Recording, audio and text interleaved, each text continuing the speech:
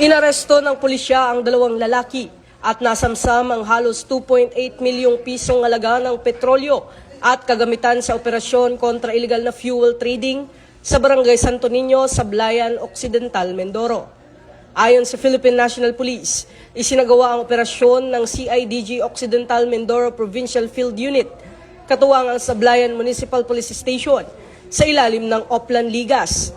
Nahuli ang mga sospek habang namamahagi at nagbebenta ng produktong petrolyo gamit ang tanker truck nang walang kaukulang pahintulot mula sa Department of Energy, paglabag sa Batas Pambansa bilang 33 na inamyendahan ng Presidential Decree 1865 na kumpiska sa operasyon ang isang 10-wheeler tanker truck na may kargang tinatayang 16,000 liters ng premium gasoline.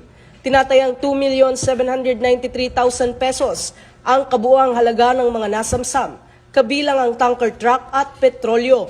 Nasa kustudiya na ng CIDG ang mga sospek para sa kaukulang dokumentasyon at pagsasampa ng kaso.